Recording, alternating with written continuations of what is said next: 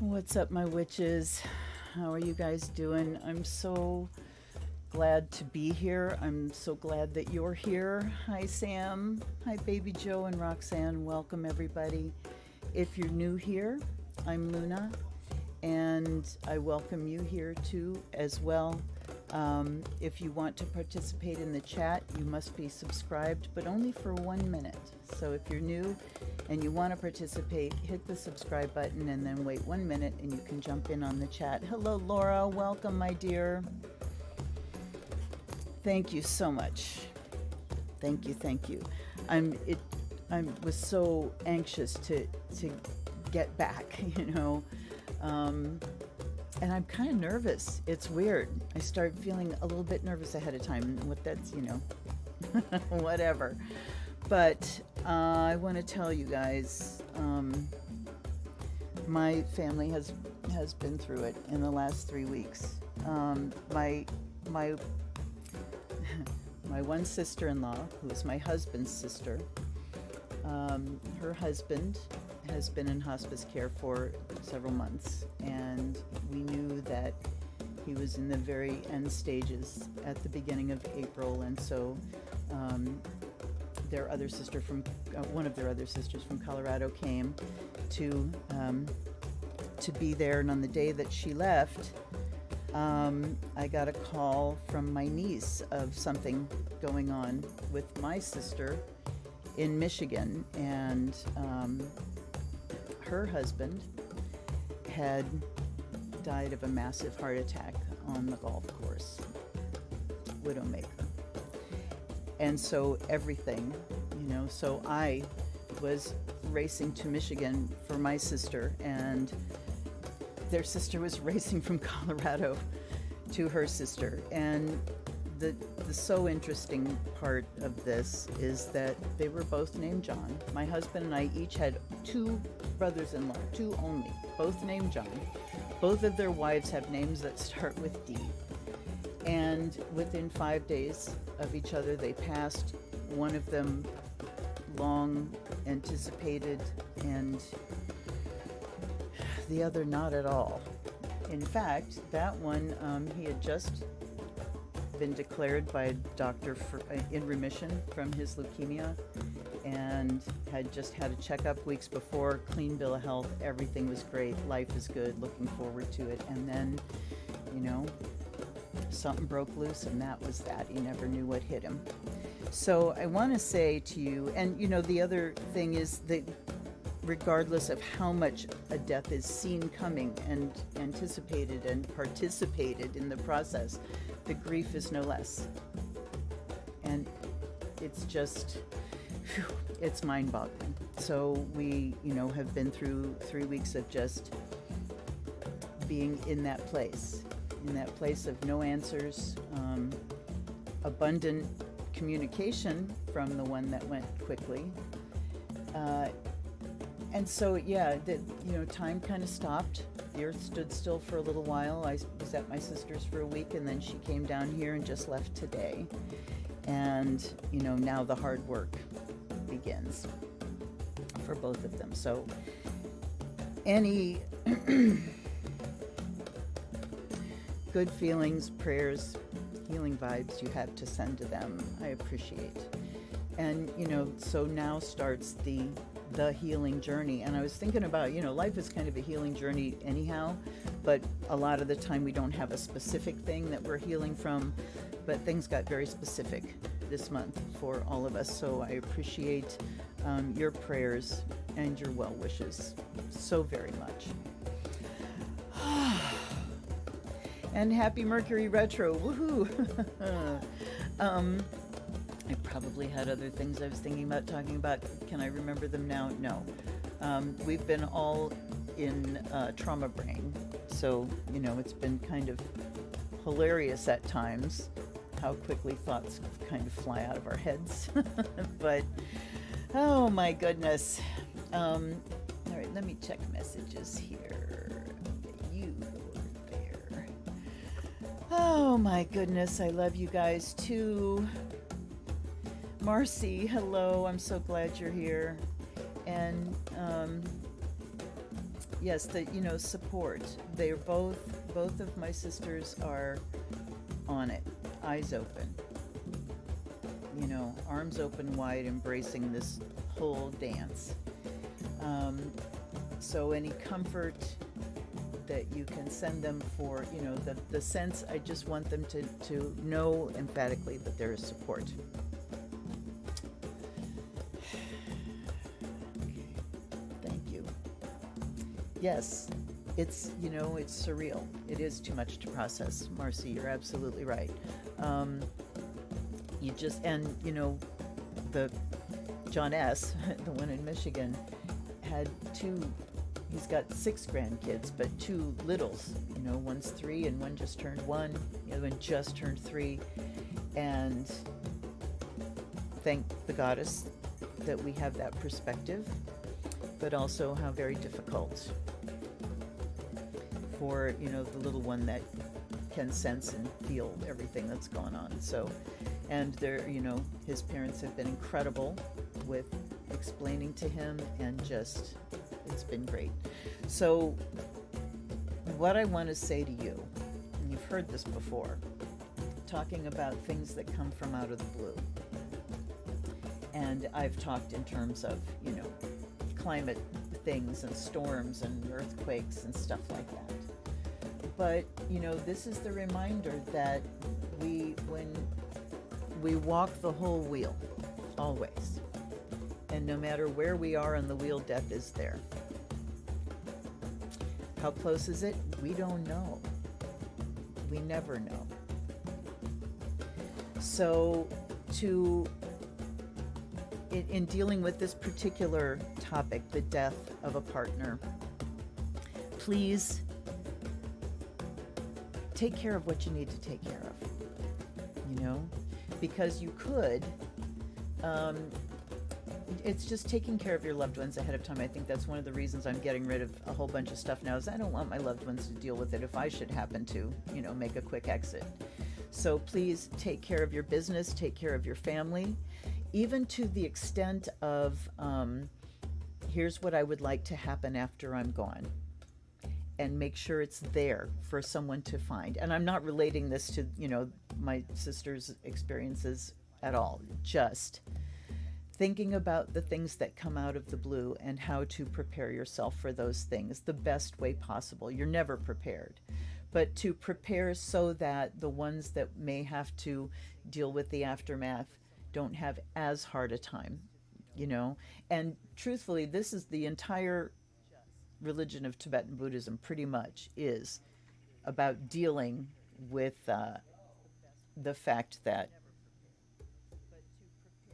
death. Let's say that. Okay, hold on. I just heard my drumming stop, so I had to put on the repeaty button. Anyhow, let's move on. Today is going to be not as long of a one, because I am definitely, and I also want to say thank the goddess for my hydrocortisone and for my lysine, because my sister and I both felt the viral flares coming on, and the lysine just really kicks it. So we've been able to manage getting through this without the overlay of massive chronic fatigue flares, but I'm still, so we're going to make it a shorter one, but this also feeds me. And so, and there will be unboxings coming this week. I have a pile that's growing that I need to catch up with. And I tried to shoot this week, but every time I sat down, I was just like, no air in the balloon. So anyway, let's see. Samantha having a little trouble. Okay, let's turn the drums down then. There we go. How's that? The weather ups and downs. My ears have been doing stuff lately too, Sam. All right, excellent. Yay. Okay. Let's do a blessing with the elements and a grounding and all like that there. And I did get myself some sage this week, because wow, did I ever need some sage.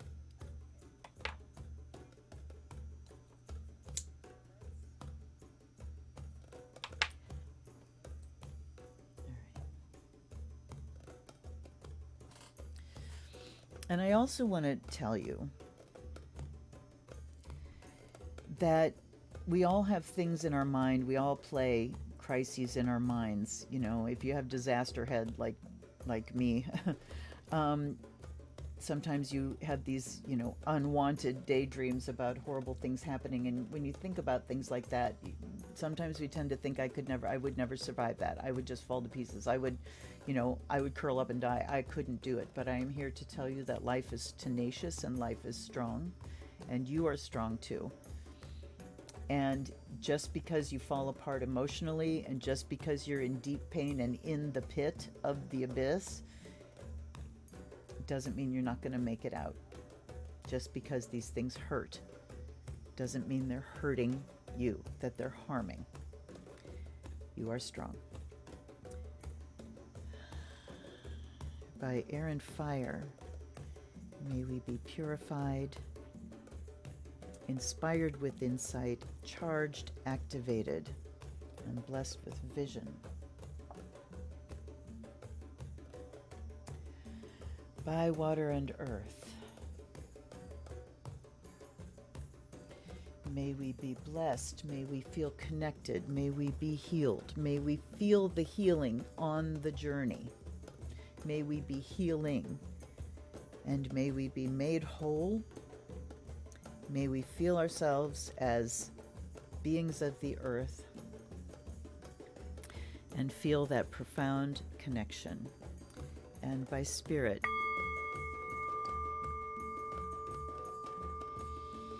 may any harmful excess or deficiency be cleared from the space within your hearing.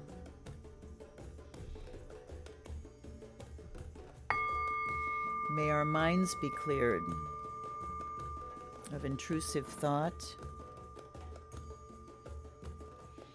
of doubt, worry, of any problems that will not be solved in this time that we have together. Set that aside. Trust that it will be solved. And may Spirit come in. We invite you in now.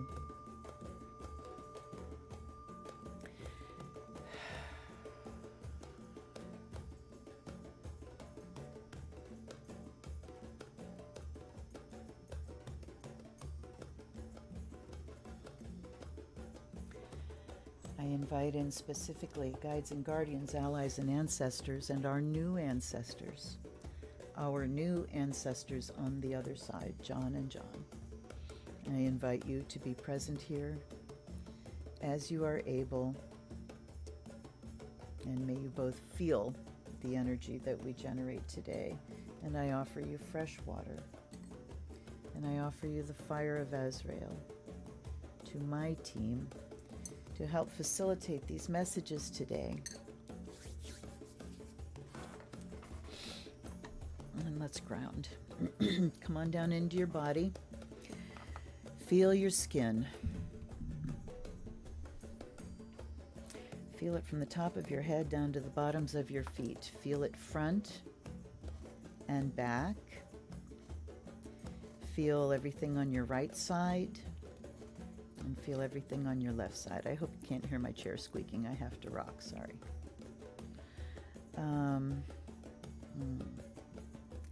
Down into the body, and as your awareness comes down into your body, bring it down into the very center of your torso, to the dantian there, to the solar center, the very center of your energy system.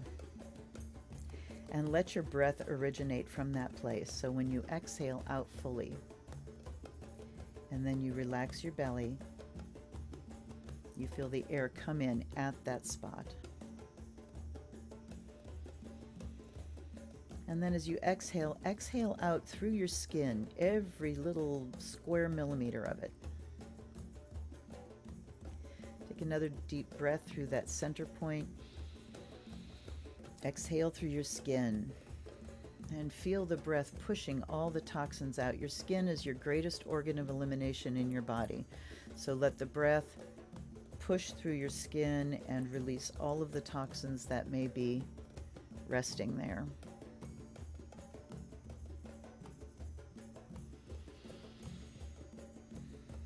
And now on the next in-breath, breathe in through your skin and feel clean air coming through every pore, touching every cell.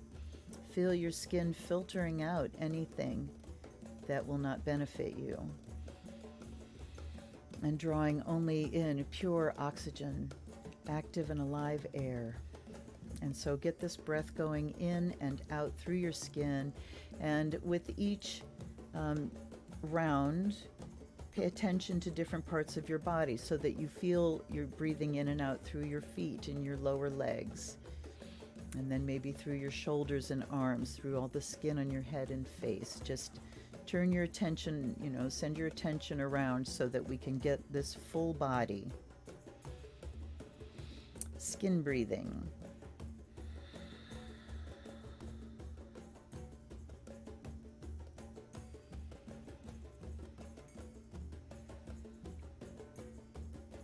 And now give your subconscious mind and your body permission to carry on with that kind of breathing without your attention. And move your attention to the base of your spine and to the root chakra and feel it open, vibrate, and spin, sending a root down into the earth.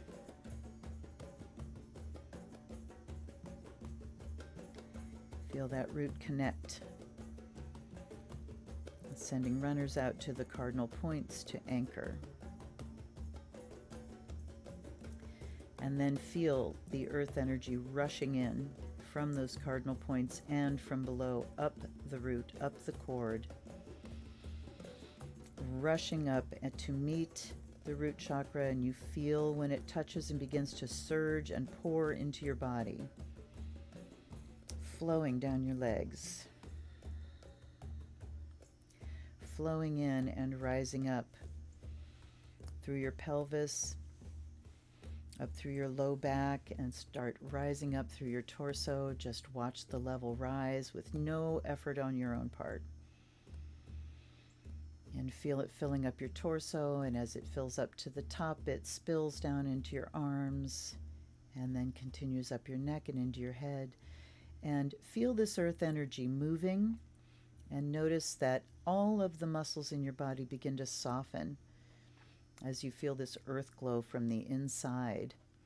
Pay particular attention to your face, your eyebrows, in between your eyebrows, the tiny muscles around your eyes and mouth and nose.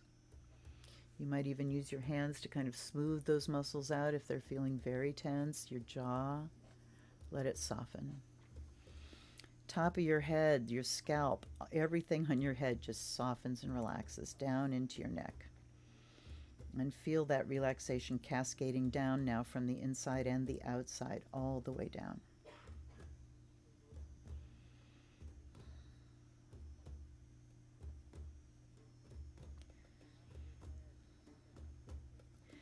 And now the next exhalation, breathe it all the way out. And on the in-breath, pull up that earth energy, making it very bright. Green, gold, clear and alive. Everywhere in your body, release only the breath. And again, getting brighter. Spinning, spinning, spinning, release only the breath. And in again. So bright, breathe it out through the crown. And watch it go up and arc out into this beautiful sphere or egg shape cascading around you on all sides. Clear yet substantial, flowing down, down, down to surround you everywhere, down, down, down, touching the earth, sinking in, and closing your root underneath your feet. And any excess back down into the earth, and feel this energy flow so you have it coming up through your inside and out around your outside.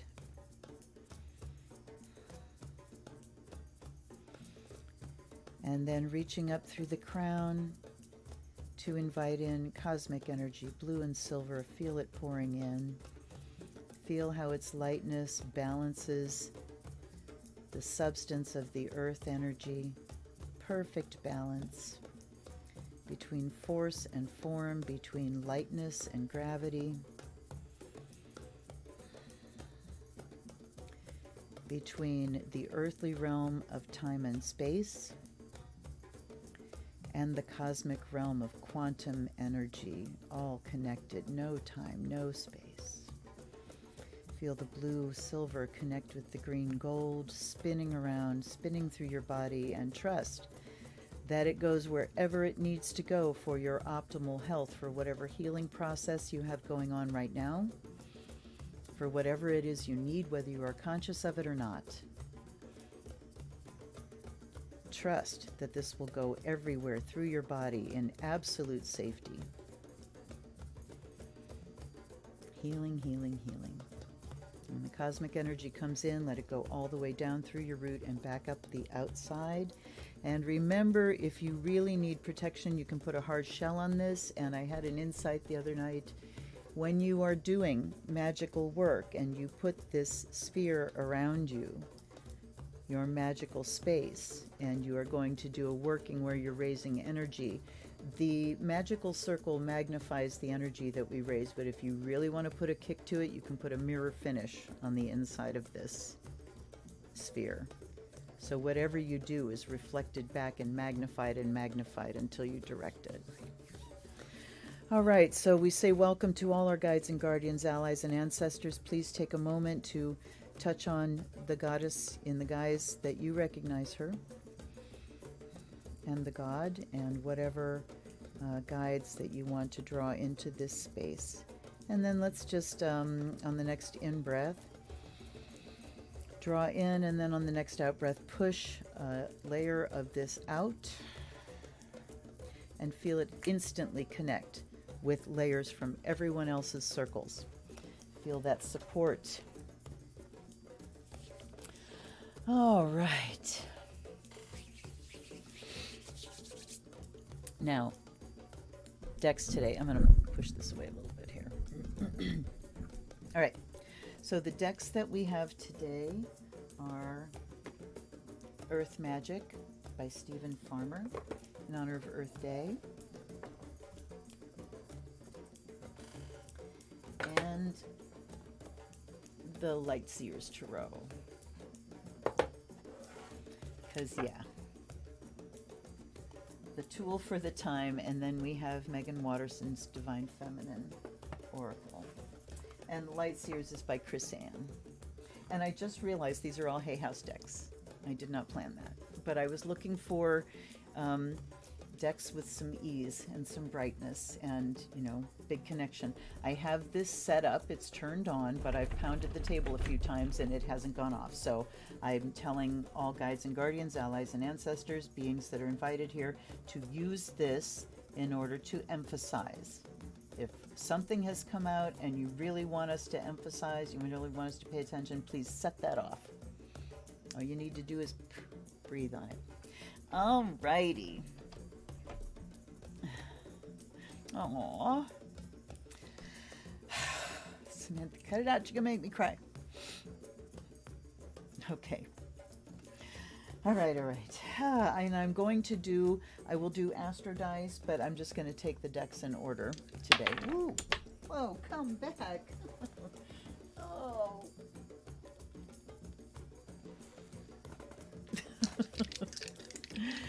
All right, here we are. And welcome to whoever's new here. Thank you so much. We'd love to have you as part of the gang in the chat room.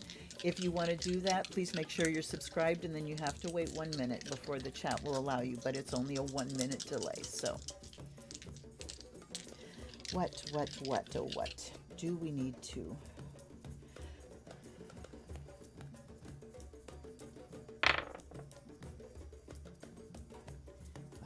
Venus in Pisces in the 12th.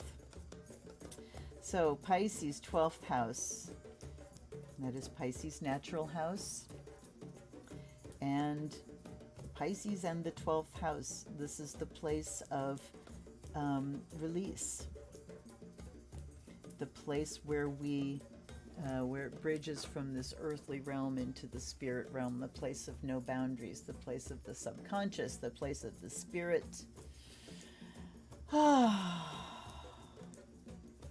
Venus in Pisces is art, beauty.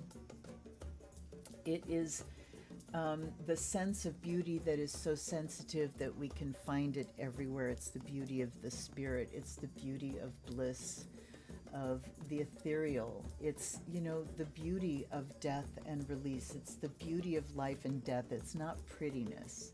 So there was something I read somewhere, and it said, like, prettiness is of the devil and beauty is of God.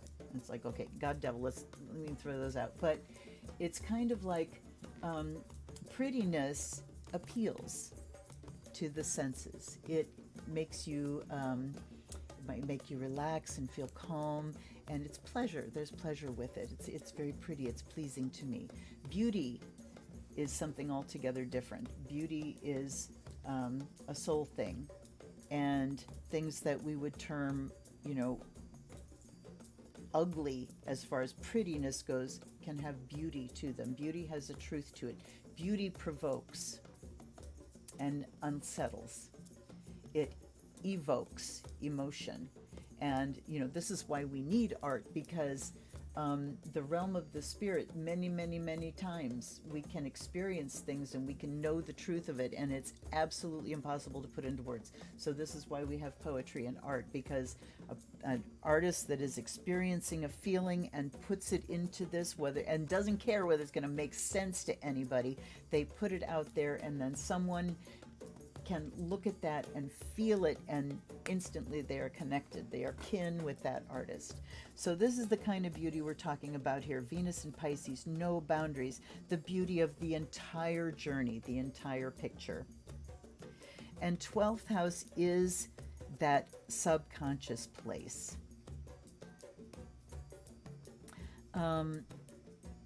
We can talk about losing ourselves in the beauty of life and connection. Pisces is that boundaryless connection. So here we are, 12th house in Pisces is also easy access to information and stuff. So, and I wanted to tell you, I have an amulet of the goddess here that now I will have to move and show you. And I decided just to pick one for the theme of the day, and I got the snake. And she's, of course, all about death and rebirth, transformation, transmutation, changing form, losing form, becoming spirit, dying, being reborn, all of these themes of this changing season. Okay, let me... Thank you, sweetie. Pisces in 12th. Yeah. I mean, so here, I'm looking forward to my guides. Take the wheel. All right, so we'll start with the Earth Magic Oracle. I'm going to put a little bit more Azrael on there.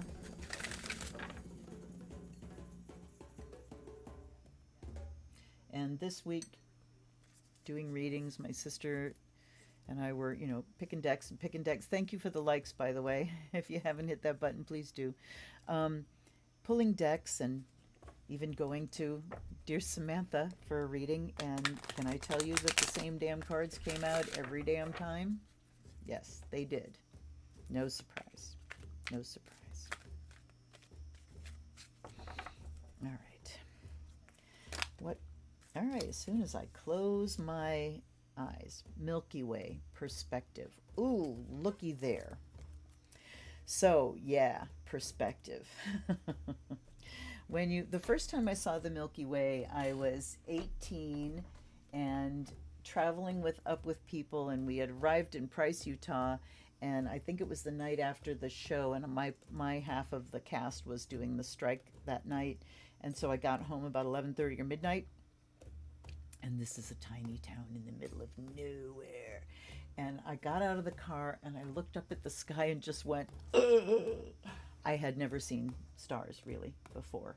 And the entire Milky Way. And it was so stunning. I just stood there until I couldn't hold my head back like that anymore. So the perspective, and then looking at that and going, I'm looking at the galaxy edge on. And we are a tiny, tiny thing. Our solar system is a teeny, tiny thing in this massive galaxy, and this massive galaxy is one of literally billions of massive galaxies with other solar systems. So that perspective, and the perspective of sudden change of any kind. Under the full moon, my sister and I went out on her deck, and we were standing under the moon, and I said, you know, the times when all of the bullshit falls away. The bullshit of life falls away. The stuff that we wrangle about and argue about and get pissy about falls away, and we get the perspective on what's really important. DNA. Add one more letter to that, you'll have my sister's name. Karma. Eagle is communion. Look at this. Look at this going on here. And wind, activation. Karma, cause and effect. So one of the messages that was loud and clear is that when it's your time, it's your time. The fact that he had a recent checkup and everything was fine. And, you know, the message from doctors and people that were with him at the time, never knew what hit him, nothing anybody could have done that fast. And it can be something breaks off somewhere and a clot from somewhere, you know.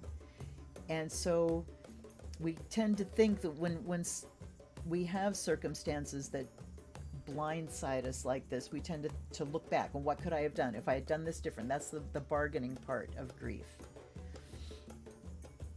But we don't have control. We don't have control of everything. So again, the call to take responsibility for what you do have control over, what you do have responsibility over, what is your job here. And then karma, cause and effect, those things that you can directly affect. You know, you do that, you take that action, and then there are the consequences of that. This is stunning here. Milky Way and Eagle communion. Look at this huge, vast, universal image of perspective, and the eagle coming down from that massive height, bringing spirit down in order to connect with us. This is communion. Now we are in, you know, reaching out to spirit in order to communicate with these loved ones, in order to, you know, sometimes we look for reassurance that they're okay. They are. They are okay. All of the past life, there was a woman that did studies of people's in-between lives. She would take them to their past life through that death and to the in-between phase, and not once in the, I don't know how many, you know, thousands of things that she did, hundreds, thousands, I don't know. Not once was hell mentioned. Not once. So, they're okay. We know that. And maybe if we approach instead with, I know you're there and I know you're okay, and I just want to let you know that I'm okay. Here's the message I want to send to you. Instead of being in the position of, tell me, please, you know, I want to hear from you. I need. Take care of yourself here. Know that they're okay. And then we send messages. And whether you've recently lost someone or not, we have ancestors. You know, we all have those that we've been closely connected to that are now part of our allies on the other side. And so communion with them is to sit, to bring the love of them into your heart, and to say, here's what I want to tell you. Here is my message to you about my love for you. And I want to thank my guides, because that was new. That was new for me. Okay. And DNA karma, you know, I'm going to go on to here. Sorry. Wind activation. So think about, too, the breath. The breath, air, is the element we can do without for the shortest amount of time. And, you know, when we talk about the elements, there's that level of density. Ether has no density whatsoever. And then we come down to air that has the bare substance. We can feel it. Then we come down to fire, a little more substance. You know, it leaves something behind, but the fire itself is still kind of insubstantial. Then we get into water, and then earth in the layers of density. And so, you know, of course, without the spark of spirit, we die. That is the difference between life and death. The spark of spirit, that animating electricity, that living spark, the life force. That's the difference between life and death. So when we die, the force separates from the form. The form returns from where we got it. We give back. And the wind is the vehicle of the spirit. So there's that animating force, but before, and then there's the soul. There are two different things there. There's the electrical force, and then there's the actual soul, the consciousness. And so the electrical force keeps everything together so the spirit can inhabit. But when that spirit comes in and when it leaves, it comes on the breath. The first breath of a newborn is when the spirit comes in, and we've known this forever. And the ones that are, life begins with the first spark in utero, no, that is not true. The soul is not there then. It may be hovering, it may be around, it may be attached to, but not in. It's inspiration. Respiration, to breathe, is to respire in and out. And when we expire, when we die, the soul goes out on the breath as well. But here we have wind as activation. So using the breath and that consciousness of spirit, how fragile life is and how strong it is and tenacious it is. When, John M. passed, it was kind of incredible to everyone around that he could be here this long because, his body was, but life is tenacious and life is strong, the other John, but not stronger than the lightning flash when it's your moment. So using the breath, the message here is using the breath, being consciousness of the breath, consciousness that this breath in this body carries this DNA, the story of your physical ancestors with it. Letting yourself contemplate these things so you have the broad perspective, and then bringing in communion between you and those that have passed, and a real conversation. You can have a real conversation. And if you're asking questions, this is where let your loved ones know what the method of communication is. Here, I'm setting this here, set it off, please. You can use this. Give them, here are the signs I'm going to be looking for. Here are the symbols I'll be looking for. Make it something easy for them, please. But you are both learning a new language together. Here's how we will communicate. And, this is one of the great ways. At any rate, it's time to be active now. Don't put anything off because you don't know when the last time is that you will say, I love you. Activation. Whew, and then here's the light seers. All right. All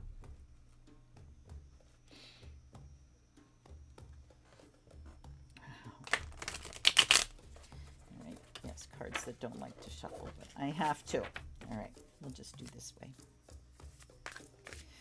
All right. Okay. How did that look? I didn't see it when it happened. I just felt it. 3 of Cups, King of Swords, 7 of Wands.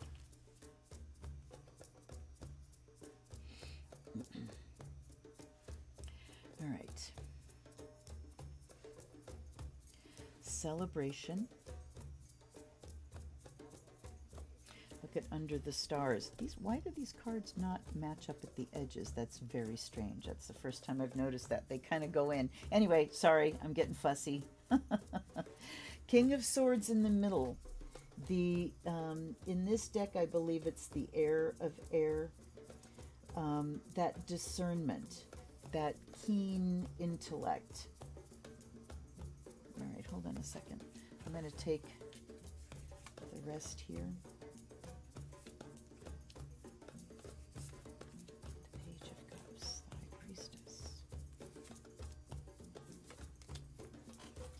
All right, you know what? They're screaming at me.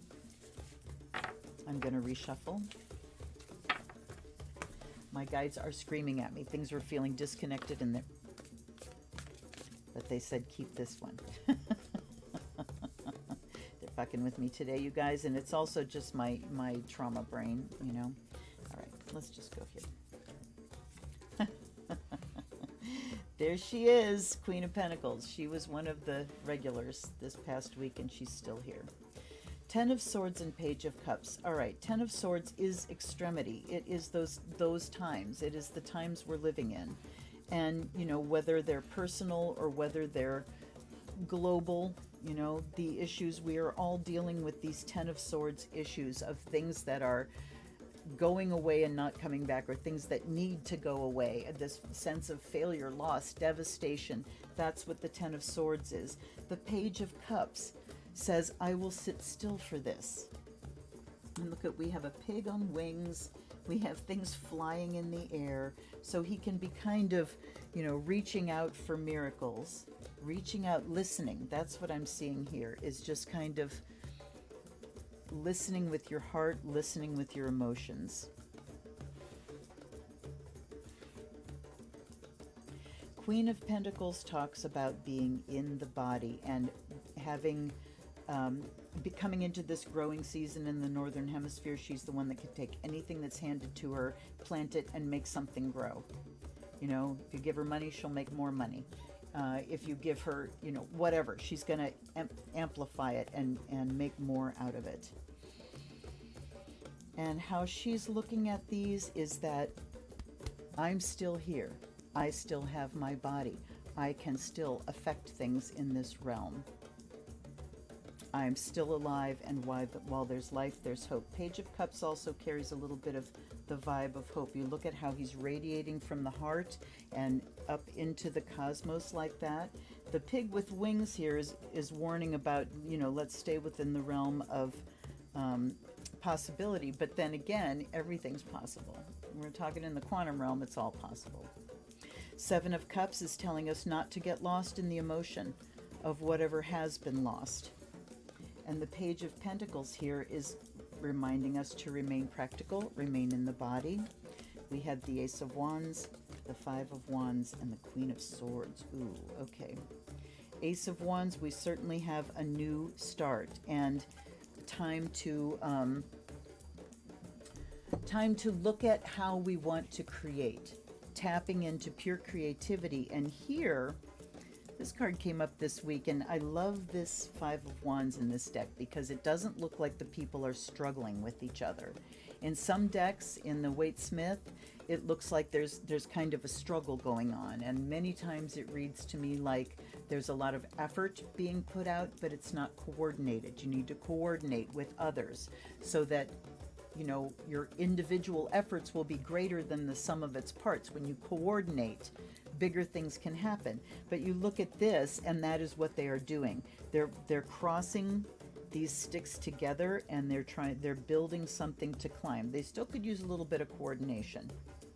So it's time to look at what's going on. And this is Mercury retrograde, you guys, so we are all reviewing and reassessing.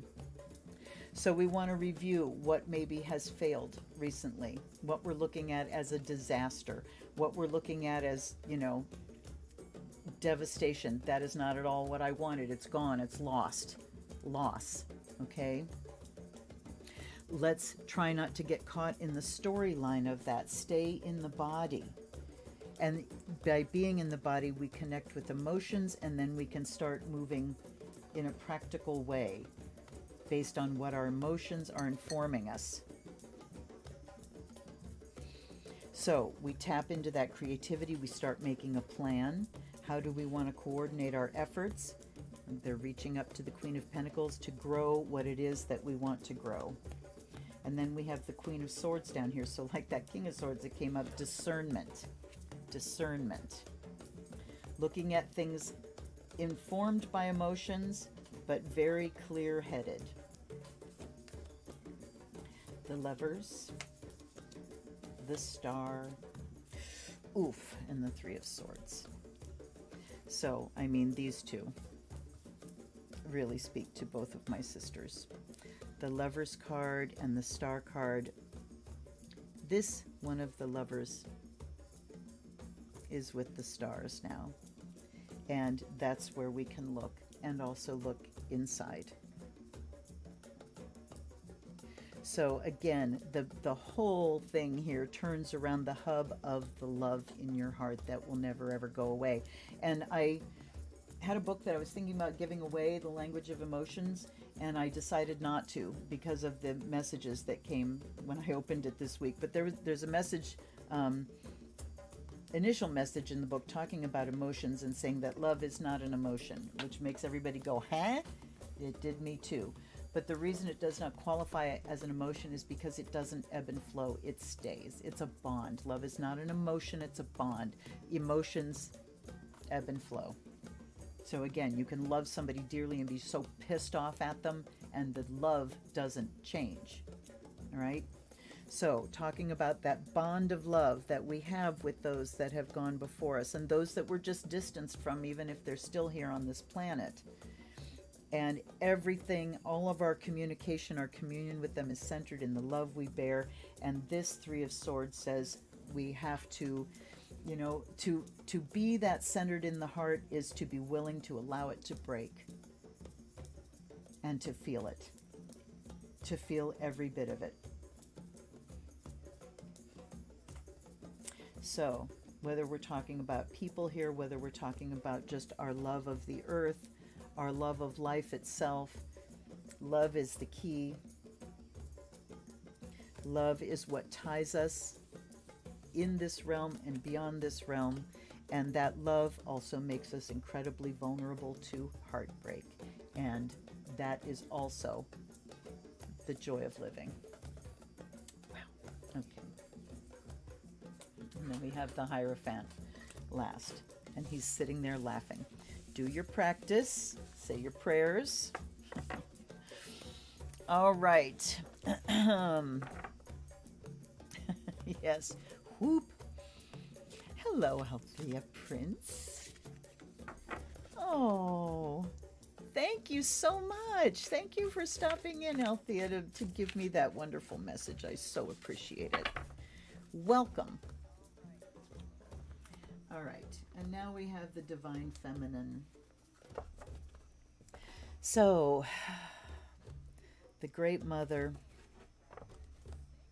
the one who opens the gate when souls come in, when souls leave, the one who is the gate. She doesn't open the gate, she is the gate.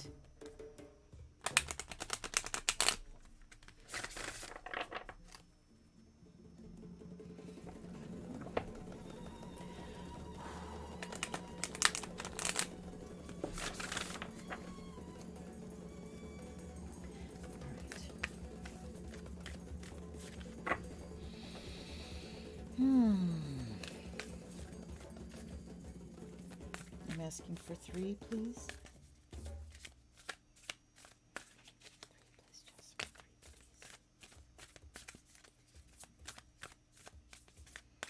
3, please. They told me to stop.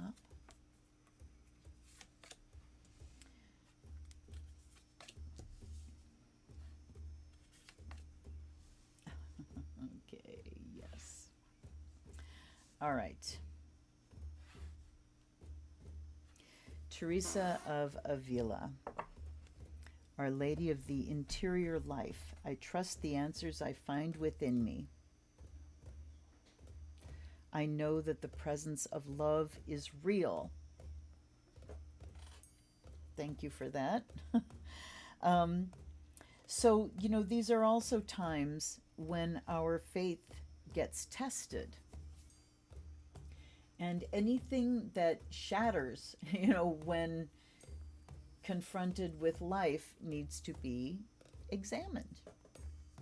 Examine your beliefs. Bring them out. Take a look at them. Are your beliefs such that they will stand the test no matter what happens?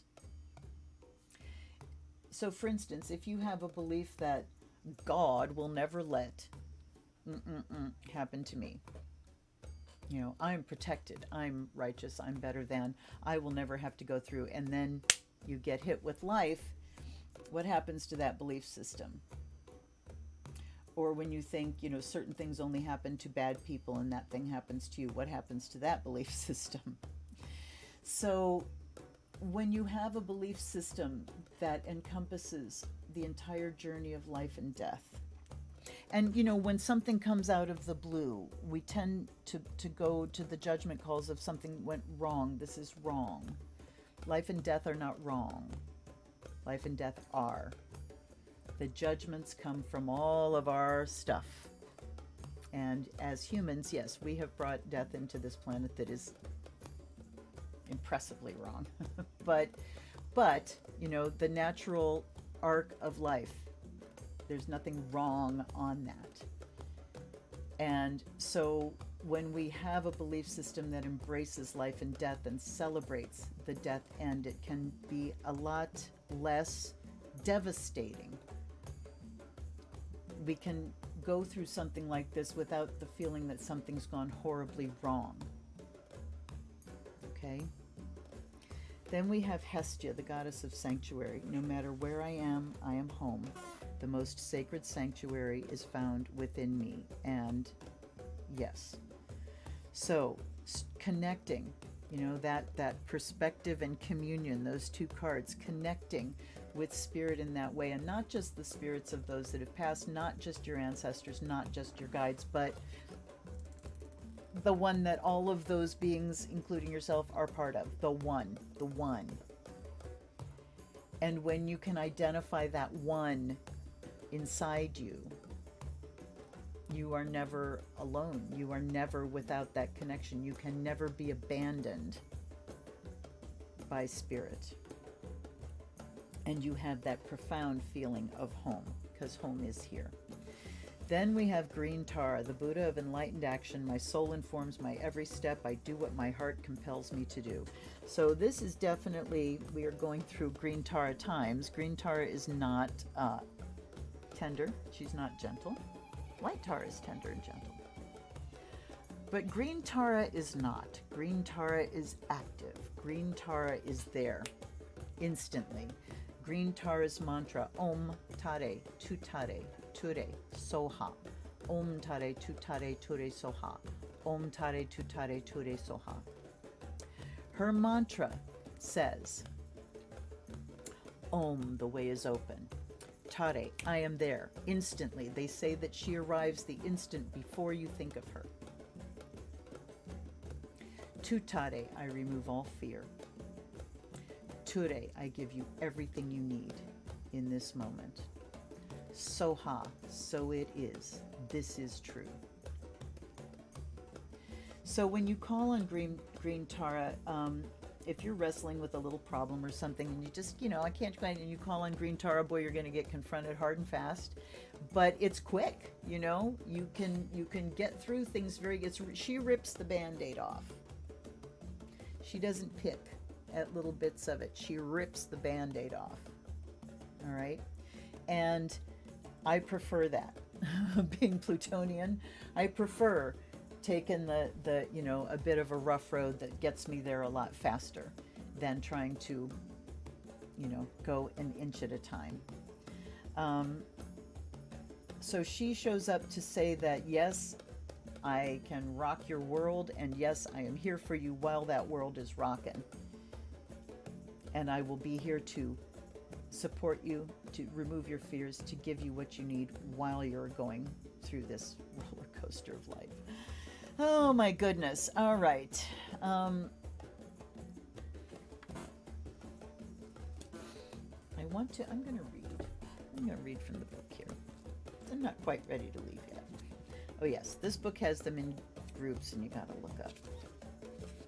Let's see.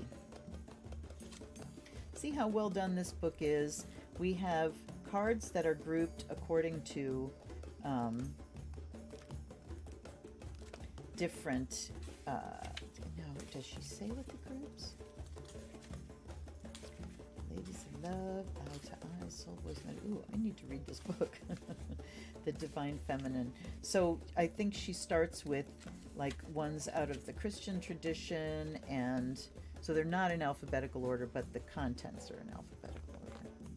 Why did I have to do that just then? Because that's what my brain's doing right now. Okay. Who she is. With passion and conviction, Teresa of Avila connects us to the love and truth available to us whenever we turn inward. St. Teresa was born in Avila, Spain in 1515. As an adolescent, she experienced many illnesses and was confined to a bed, which allowed her to begin to explore her own thoughts. She read every book she could find on spiritual exploration and contemplative prayer. By the time she was a young adult, she knew she wanted to dedicate her life to the interior world. She entered a Carmelite convent in Avila in 1535. She increased the emphasis on contemplative prayer and eventually reformed the Carmelite order, which was later joined by St. John of the Cross. Over the course of her life, she founded 17 convents throughout Spain. At the age of 44, she began to have a series of visions that convinced her that Jesus Christ appeared to her in bodily form and yet remained invisible to the eye. These visions lasted for 2 years and would inform her books, especially the spiritual masterpiece, The Interior Castle, which charts the ascent of the soul as an inner journey through the 7 mansions or states of beings, chakras, that exist. Okay, so when your soul selects her card, St. Teresa is a call for the importance of the interior life. She knew intimately about the spiritual wealth we all possess and have access to if we're willing to go inward. She not only emphasized the need to meditate and to pray in order to reach that innermost castle where the soul waits for us, but she also instructed the sisters of her convent on how to discern the presence of the soul, or of a saint, or of a holy person that is giving us wisdom from within us. She had a bookmark that supposedly read, "If you have God, you will want for nothing. God alone suffices." Okay, so I'm not going to read the whole thing. Let me go to Hestia. And see, that triggered something. Okay.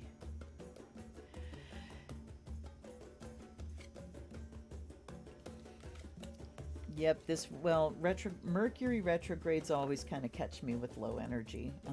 In my history, in my 20s, and having vasovagal, that pass out attacks, I started noticing that they always happened on a Mercury retro, because it's just kind of harder to navigate life on a material level when Mercury's retro. So yeah, I hope it doesn't catch you with low energy. I mean, I think we always need to be careful in how we communicate our feelings, especially. But time to review, time to reset. Okay, Hestia. Hestia created the concept of sanctuary. It's considered a sacred obligation to shelter and protect those in need. She wants us to seek those situations that allow us to feel a sense of being home, or she wants us to create that form of sanctuary for someone else. Of all the wild and crazy adventurous Greek gods and goddesses, Hestia is the most drama-free. She's the one who can be counted on, the one who fosters community and provides the stability of food and warmth and shelter when all else is coming undone. So she is the one that brings us back again to what is really important. Do I have shelter? Am I safe? Am I fed? Do I have water? Do I have my people around me? Do I have love around me? She's your grandmother goddess. She's the energy that whispers for you to just get cozy. She wants you to be 1,000 leagues easier on yourself. Put a blanket over your body, curl up with hot tea, sit before the fire of all that you've accomplished, and give your mind a break from all that you ask of yourself. Hestia wants you to let kindness pervade your thoughts. She wants you to light a small fire in the center of yourself and feel safe in calling your body home. She wants you to be able to seek sanctuary within. She wants you to come home to yourself and give yourself the love that you effortlessly offer others. Hestia is the call to become the calm harbor for your beautiful soul to thrive. So while you are connecting with those loved ones, through the love in your heart, feel that love in your heart for yourself. Soul voice meditation, am I a safe place to be? Ooh, that's powerful. That's powerful. And if you find the answer to that question is no, get thee to a therapist. Period. Intention, no matter where I am home. Okay, that was the message that we had. The most sacred sanctuary is found within me. Now, Green Tara. All right. So another story about Green Tara is that Avalokiteshvara, who is the Lord of Compassion, and his job is to save all the suffering beings of every day. And we know, in Buddhism, suffering is attachment, aversion, and indifference. So all of our, loves and hates, hopes and fears, all that stuff that we get just bound up with every day, causes us suffering. So his job is to go and save all the suffering beings, and he would do that, and then he'd go to sleep, and he'd wake up the next day, and all the beings are suffering again. And he did it again and again and again and again and again, and finally he broke down in despair because he realized he could never save all the suffering beings for good and forever, that they were going to be suffering the next day. And so he was ready to give up, and he sat down and wept. And one of his tears splashed down, and from that tear arose this lotus and moon cushion and Tara, Green Tara. And she said, "Don't worry, I got this." So, Green Tara is that sacred nudge to get moving, to do what it is that your soul compels you to do. Don't sit with an idea or a project any longer, take action on it. And on a Mercury retrograde, that action is plan it, put it down on paper. Don't think about a friend who keeps coming into your heart. Go bring her dark chocolate or send her a love letter. Don't wait to express your love. And love letters to friends. What a great idea. Don't wait to express your love to someone you've needed to. Go now, tell the truth. Yes, yes, and yes. Don't wait. Let your feet be moved by what has been caged within you. Let your wisdom shift into inspired action. Tara is the message that the time for action is now. There's nothing to wait for and no person you need to become before doing what you've come here to do. Start small. Let the soul lead, not the ego. It's not the grandeur of the gesture of the effort. It's the amount of love something is done with that ever matters. There are so many injustices in the world, so much suffering, that it's easy to get stuck in the molasses of helplessness. It's been a while since I've opened the book to this deck. The molasses of helplessness. The brilliant Burmese diplomat Aung San Suu Kyi says, if you're feeling helpless, help someone. Simple as that. When we're feeling helpless, sometimes it's because we feel we can't help ourselves. So if you can help someone else, or feeling helpless in the face, are the sisters, facing our grieving sisters, feeling helpless, but knowing that just me being there next to my sister was the action needed. Green Tara is about aligning what moves us to tears with compassionate action. Phew, every sentence, she's the push to do something, anything that might alleviate the suffering of others in the process of taking action with love, and from love, we also liberate ourselves and our ancestors. What does my soul want me to take action on right now? I'll tell you what, on going within and generating love. And speaking it out there, and singing it out there, and writing it out there, and cooking it out there. The love that's in your being, the love that you are made of, needs to be poured into beautiful things that you share with the world. Now. Not tomorrow, not any other time, but now, because it's the only time we have, folks, and we do not know what may be the day or the hour. So, thank you so much for being there, you guys. Wow. Okay, an hour. That's good. That's about all I can take. If you're caught in the molasses of hopelessness, make gingerbread. Yes, I love gingerbread. Okay, let's see here. The Ecstasy of St. Teresa. Yes, it is. It is an orgasmic ecstasy depiction. Bliss. Roxanne. Blessings on that reunion. Blessings and so much love to you. Drama-free. So difficult to conquer, maybe?